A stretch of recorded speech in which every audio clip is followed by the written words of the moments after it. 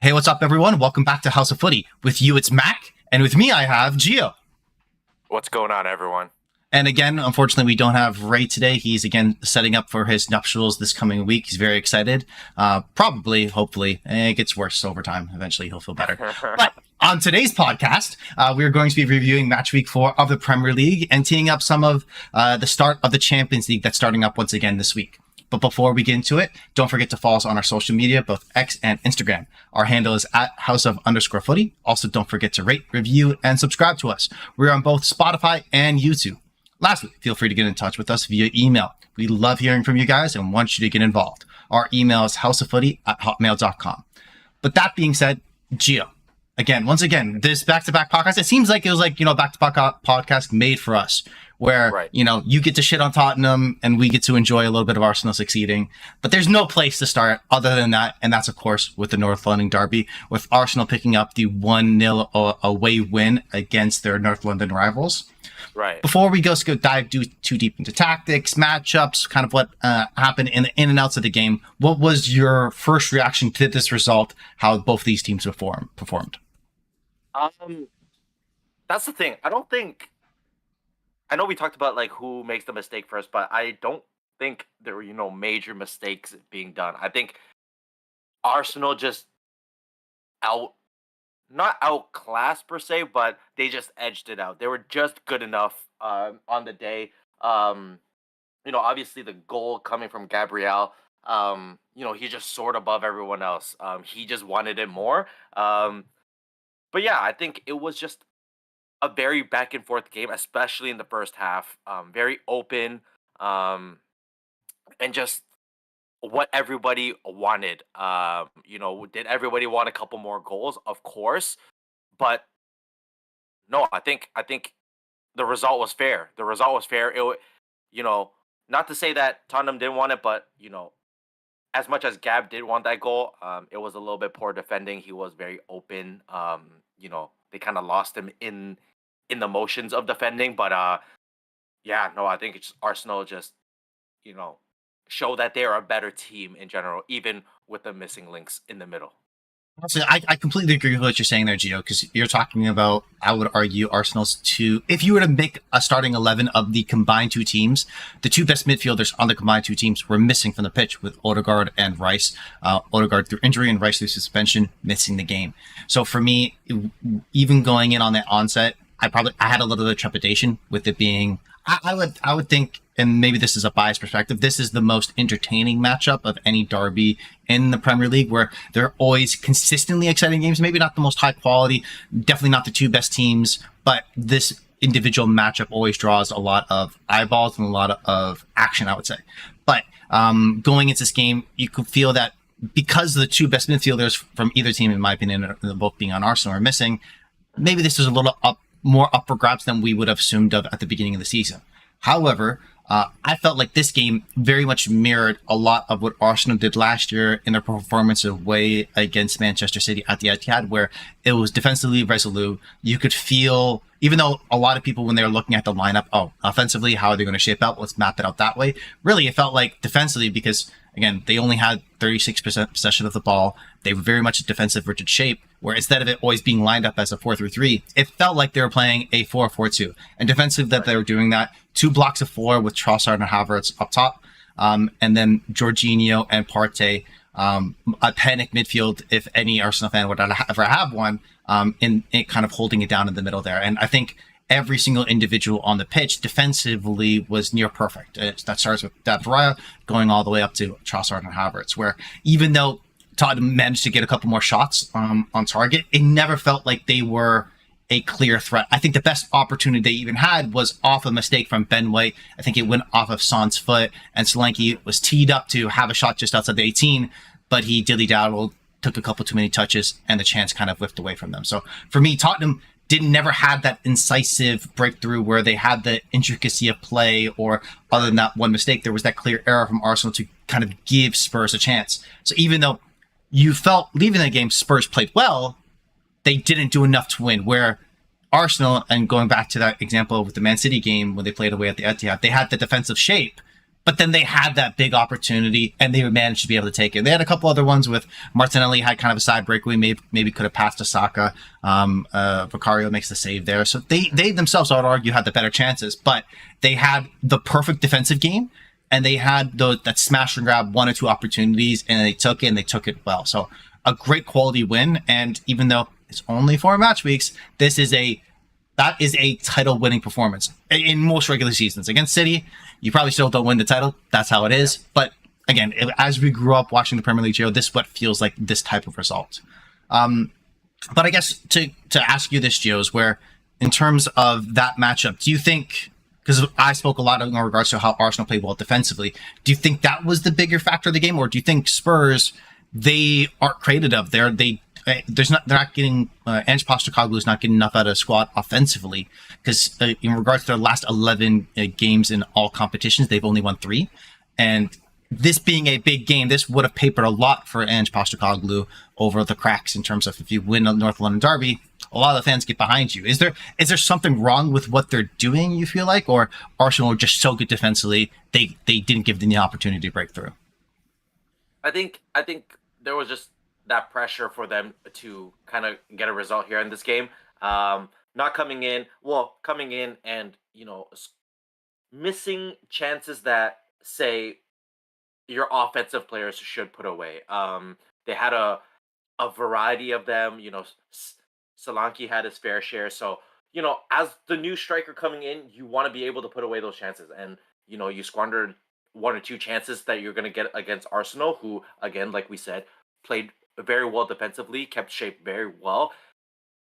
You have to put one or if not both those chances away because you're not going to get much during the game. So I think the pressure was on them from the very beginning, knowing Arsenal had these, key missing players. Not to say that Tottenham didn't have their fair share of missing players, but that being said, if you want to, as Postecoglou, so-called claims, he always wins trophies in the second year. If you're gonna win trophies, you have to be more clinical. The team has to be more clinical. Your front 3 guys have to score in order to alleviate that pressure on your defensive line. Which again, they did feel the pressure later in the middle to later half of the game. And they really couldn't deal with it. Again, that defending again on the Gab goal was poor. Vicario did his best to keep them in the game. But all in all, just the quality, just the class, just the clinical ability just lacks a little from this Tottenham side currently.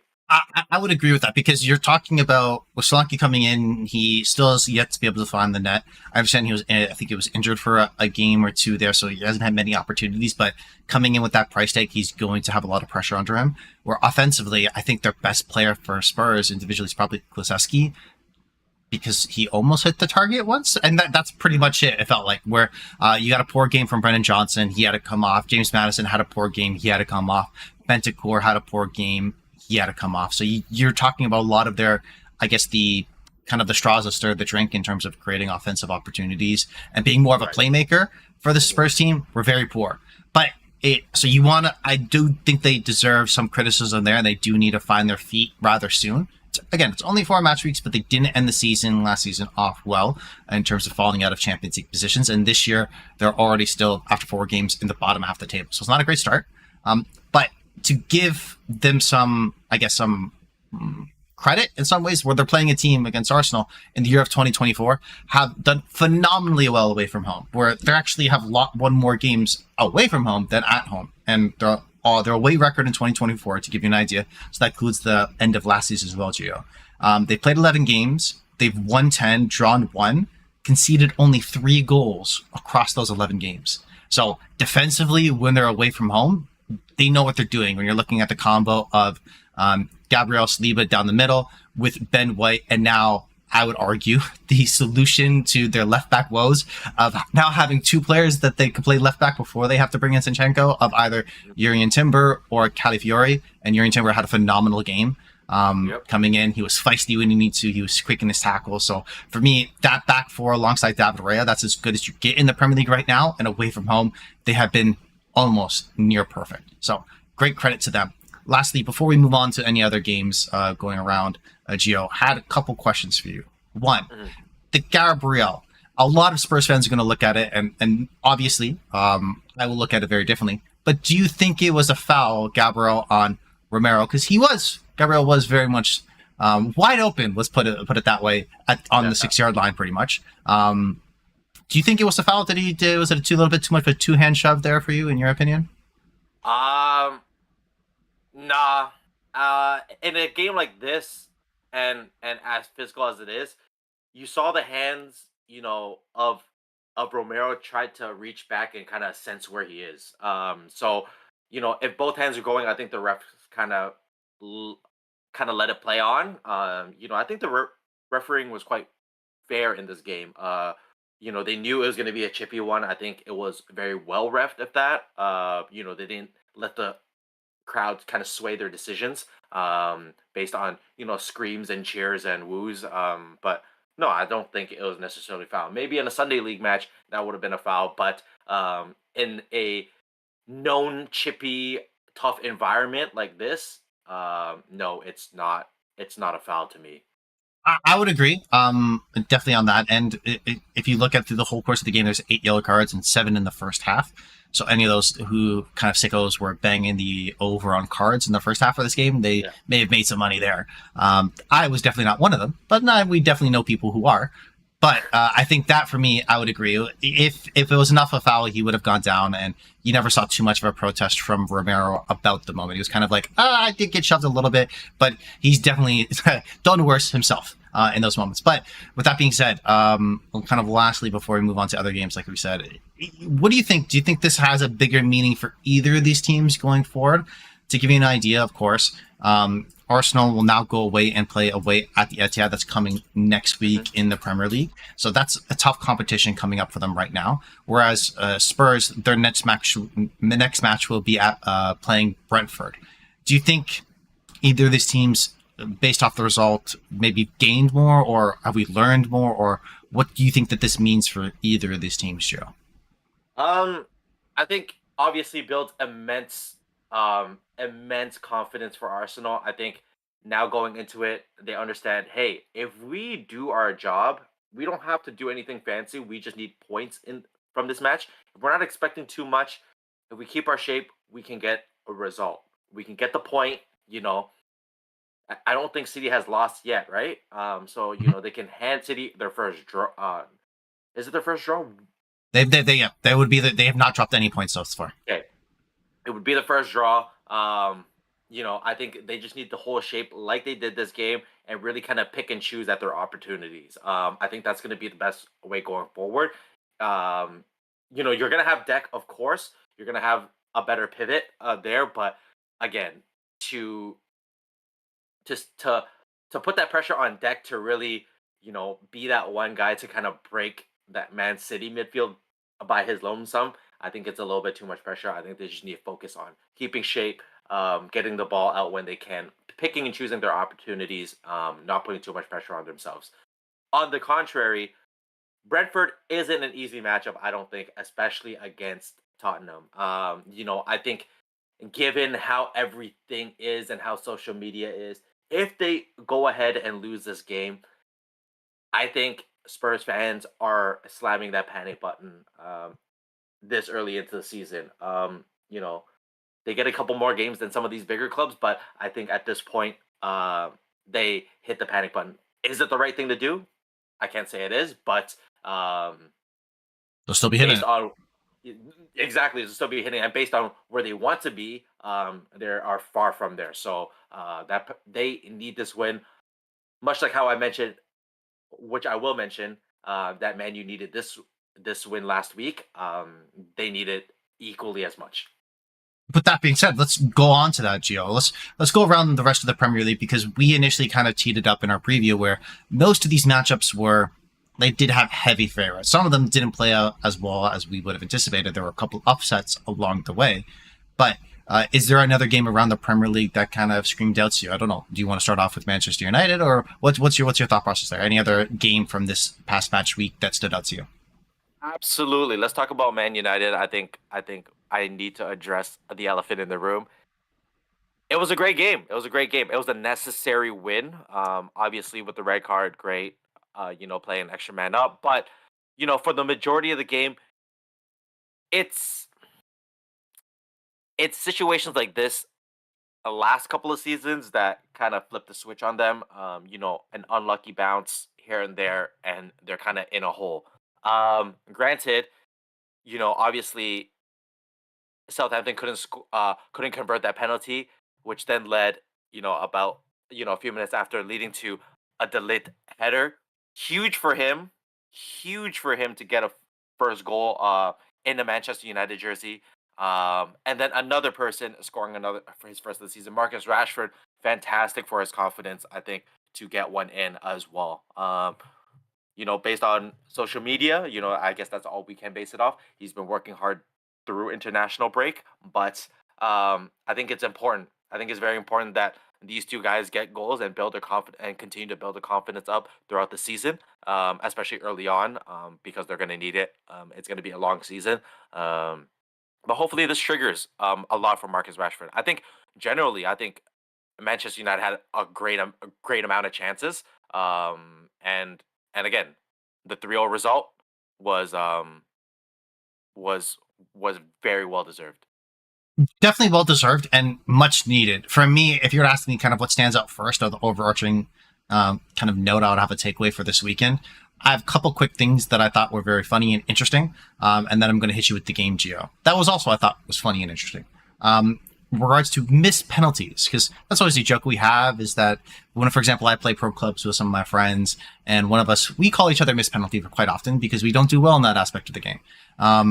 But a couple teams here, I felt like missed key opportunities by missing penalties. And for me, that would be Bournemouth against Chelsea. That would have put them in the lead. And against, I would argue Bournemouth played better than Chelsea for majority of the game, and that could have easily teed them up to go on and at least get something out of it. As well as Southampton. At that point, when they got their penalty early in the first half, they could have gone up 1-0 and potentially put the pressure on Manchester United. They squandered that opportunity. Credit to Onana and credit to Sanchez for the goalkeepers for both Chelsea and Manchester United, respectively, to be able to make the saves as needed. But if you're in those moments, you need, as a kind of the David versus the Goliath, and you're the David, you got to make those moments count. And if you don't, they're going to come back and bite you in the ass. And the Premier League is an unforgiving league. You're going to walk away with nothing after the game. So it's unfortunate for both those teams, but based off them not finishing their chances, it's deserved. And the bigger, better team went on to capitalize against them. Next quick point I want to be able to jump on there is in regards to Erling Haaland. He's at 9 goals in the Premier League already. He scored more goals than every other team in the Premier League. Next, in terms of team combined, the next best is Chelsea with 8. And again, I think they had a 5-0 drubbing, 6-2 drubbing against Wolves in there. So Erling Haaland by himself is enough goal scoring for an entire team and would top the Premier League. My question for you, Gio, quickly is, does he bag over 40 this year? And again, I know it's early days, 9 goals in 4 games. It's a resounding pace as of right now. He may get injured, but let me phrase it this way.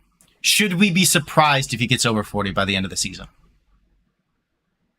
No, I don't think so. I think he's going to continue to bag these goals. The goals that we've seen so far have been good. But he's going to continue to, when the season drags on and teams know they're in for a long game and they know they're not competing for a title, there's not as much to win anymore. And they're going to be backing off a lot more.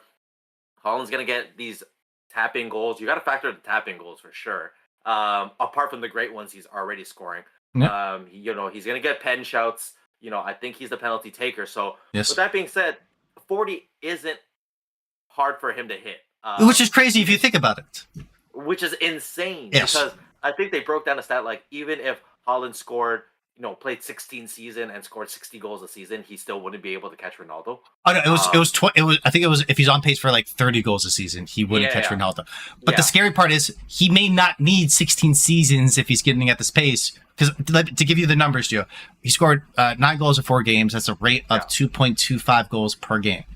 So if he stretched that out to 38 games, That's 85 and a half goals. Okay, let's round him up to 86 goals. Obviously, he's not hitting that mark. I think, again, he could, but he's not hitting that mark, right? He's not hitting that mark. He's not scoring almost a hat trick a game every fucking game. But could I see him? For me, I think the question should be 40. Is it 50? Right? Where are legitimately he could get injured, probably will get injured, but these are teams he played against. They played against Chelsea, Ipswich, West Ham, and Brentford. So they haven't faced the cream of the crop, but they haven't even. Like, if he was at these tallies and he scored 4 of them against Everton, would I have been surprised? No. Yeah. Like, you know what I mean? Okay, no, he's definitely eating against the Washington Wizards a little bit there, you know, but he still has those easy tee ups potentially for those games. Again, still early days, but for me, I think the we might see some. This will be a record trending season for Haaland at City. Will it be for City? We'll have to wait and see about that. They're the only team that remains undefeated, and again, as we talked about earlier, they face Arsenal at home. Lastly, before we do go to break, I do want to talk about one more game, Gio. And for me, going in, it was the memeable game of the week. And that's, of course, Aston Villa versus Everton. Because Everton, again, they take a 2-0 lead. And the only team in Premier League history in back-to-back weeks to take a 2-0 lead and then go on to lose 3-2. Played a little bit better in terms of this game, and they placed against a better team against Aston Villa. But So one, it's hilarious, the result, how it occurred, everything that's going on with the club. I feel bad for them, but it's nice. It's kind of, like a car crash on the side of the road. Like, you just can't help but watch. But the big moment I want to pull out from that game is where the John Duran goal, how he bagged that with his left foot. My guy is full of confidence, 10 out of 10. He's ready to go. Unai Emery, I think, was talking about, I don't know if it was before this game, a lot of clubs were going in from over the course of the summer to buy him from Aston Villa, but they believe in him so much that they decided to keep him, even though they were pushing away off 60 million pound, 50 or 60 million pound bids, which for me is crazy because you think about it, you already have Ollie Watkins, why not cash in on your backup? But if you can maybe get more, I don't know how you keep him off the pitch with how well he's playing. But then also you have Ollie Watkins, who I think is probably the Mr. Aston Villa in the striking terms, right? In terms of how they view what he could be long-term for them, right? So very interesting to see what happens there. Very funny that it happened to Everton, that they again picked up a lead. For me, if I'm them next week, going into next week game, maybe just score 1, don't score the second, because that might change something, Like, even if you have the opportunity for tapping, no, let's take it back out. If we get 2, we will lose 3-2. But if we get 1, we might get something, right? I don't know. But that's all I have from me in terms of the Premier League games. Any other game or point stood out to you, Gio, before we go jump to a quick break? Shouts out Liverpool, man. Way to cap off my weekend. Fantastic. Fantastic to see. Did I like it? But did I like it? No, because I loved it. Shouts out Nottingham Forest for making my weekend. But yeah, that's all I got to say there. On that note, just quickly say, again, Callum Hudson-Odoi, I think, has now 3 more goals than Mykhailo Mudryk in the Premier League, which, again, is just enjoyable for me. I love seeing that every time. Against Liverpool, again, we're wishing Ray a happy week, so we won't talk about it too much, but that was a fun game to watch. But that being said, we're going to take a quick break, and we'll be right back talking about the Champions League, which is starting up this week, so stay with us, guys. Welcome back to House of Footy, and continuing the podcast, we're going to talk in regards to the new-ish Champions League. So, again, it's starting back up this week, and now there's a whole new format. And we'll definitely chat about that first before touching on individual matches that we're more excited for. But just to get a brief overview, Gio, jump in and correct me if I'm wrong with any of this, or if there's anything you want me to clarify.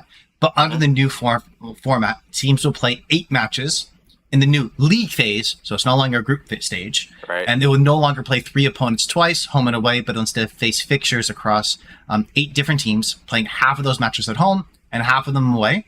Determine the different 8 opponents. The teams will be initially be ranked in 4 seeding pots, and then you play 1 from your same seeding pot, and then from the rest of the seeding pots you face 2. So that matches up to 8 teams for the 8 games. Well, it's 2, 2, 2, 2, 2. It ends up breaking up quite evenly. What ends up happening after the league phase, the top 8 sides in the league will qualify automatically for the round of 16, while the remaining teams finishing 9th to 24th will compete in a 2-leg knockout phase playoff to secure their path to the last 16 of the competition. They will be seeded. So what that means is from what I understand, is all 8 teams that first make it through, they'll face the 8 teams that have to qualify through playoffs. So it'll be seeded through automatically that way. Teams that finish 25th or lower will be eliminated, and they won't be knocked down to the Europa League. So, big change for the Champions League. They've updated a lot. It was very confusing in terms of how it would work out initially, because as all change is. But what's your initial takeaway? Do you like this more? Do you already miss the group stage? What's your thought process? I I hate it. I hate it. I think it's obviously a huge money grab. They're saturating. They're saturating the Champions League to what we know and love. Why it's so important for them to get in. But now more teams are getting in. So is it really that great of a championship to win anymore? It's always going to stir those talks. So no, I absolutely hate it. Again, as a a former athlete, playing more games just makes you more injured. It takes a toll on their body. Yes, they're being paid, lump sums of money, millions upon millions to play a sport. Um, I think it's a little tough for anyone to kind of put this type of stress on their body. And there's gonna be a time where like, oh yeah, but we get more. Down the road we're gonna get more El Clasicos. We're gonna get more. We're gonna get more. North London derbies. We're gonna get more. North End derbies. Whatever the case may be, whatever derby you like, there could be more derbies in the future, right?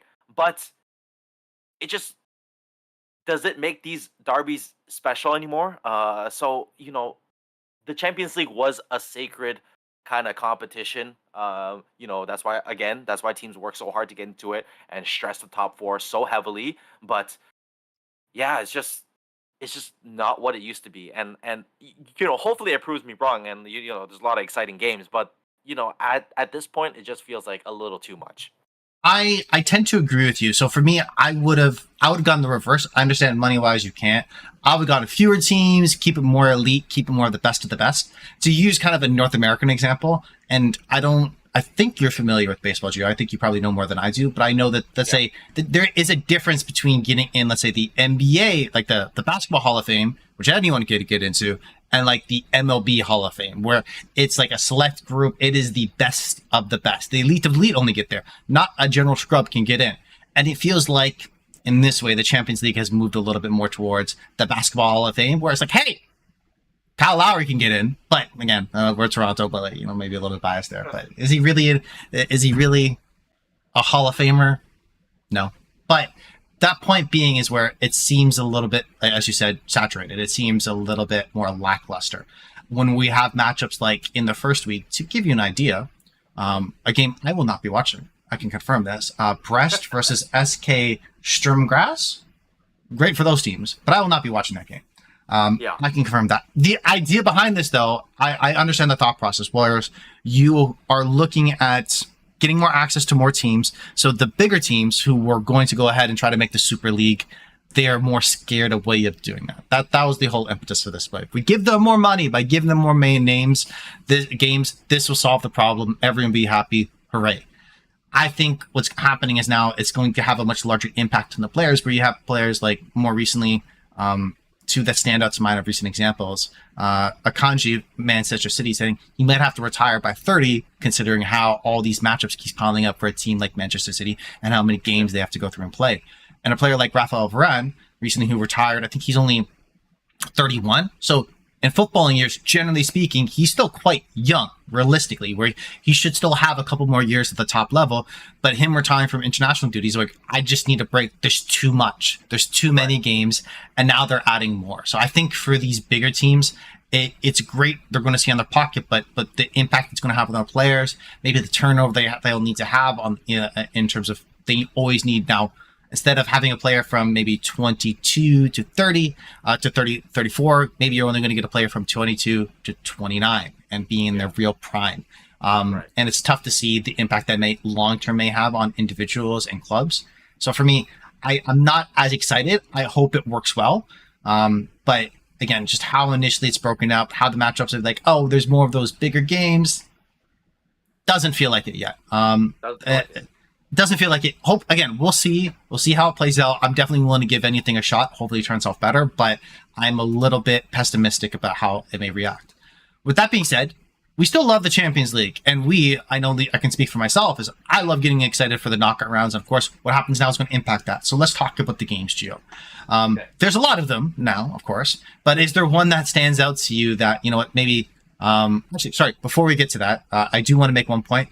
The one thing I do like about the change is that there isn't the relegation into the Europa League and the Conference League. That's the one aspect that I do like about this, because like Sevilla would always be like, oh, we don't get the Champions League? Cool. We can still play for the Europa League. It's all great. So then it kind of felt like a second-class competition, which it is. 100% fair. But the point being is where now the teams that are going into it, you play to win, right? You're not just going to go throw in your B squad. That's a competition in for the full breadth of it. And you're not getting anything else, right? There is no other cookie at the end of the rainbow, right? So for me, I like that change. Cut it off, keep it more succinct where you don't have as much kind of roll around and keep the competition separate. So I like that part. But sorry, let's go to the games. Any of these games stand out to you? Like, is there one that, you know, I'm going to make sure I put my ass down on the 15th or, the 18th or the 18th to be able to watch, or the 17th? One that screams out to you, Gio. Yeah, it's the one glaring game. It's it was formerly a Champions League final. And who doesn't love history? It's Liverpool against AC Milan. I think that's it's circled on everybody's calendar. If that's a group stage game and, you know, teams are putting out their A squads, I think it's going to be a great game regardless. Again, I guess the only bright side, I guess one of the bright sides of expanding the Champions League is you get more cross league play, and you get the opportunities of you know, an AC Milan playing Liverpool, or say a Man City playing a Barcelona more often. You know, these possibilities do come up if they continue the Champions League this way, and those games are fun to watch at the end of the day, if they put out their A squads, that is. But you know, it does kind of expand viewership and I guess fanship as well. So, you know, hopefully it's better. But that's definitely the one game circled on my calendar to watch. See, I thought you were going to go the other way. The other Champions League final, which happened more recently, maybe you may not care about as much. It was Manchester City versus Inter Milan, because that is another game I'm also excited for in a lot of ways, because as we talked about, when you see those historical matchups like that, where they do have that little bit more je ne sais quoi, a little bit more attention, a little bit more attraction to that game. Very excited to see how that plays out. And this is the benefit, where you're going to get two of the pot A teams facing each other, looks like almost every week. So you may have one game to be excited, but versus the percentage of all our games you're actually excited, because there's so many more blub at the bottom that no one cares about. That's fine. Yeah. So at least every week we'll get one or two games that will have this, and this is another one. And of course, maybe a little bit selfishly, I do think Arsenal at Atalanta could be quite a bit of fun.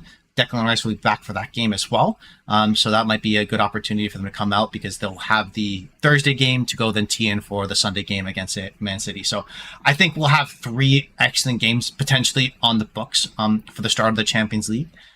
Is there any other game or matchup or anything else that you're necessarily looking forward to out of any of these games, Gio?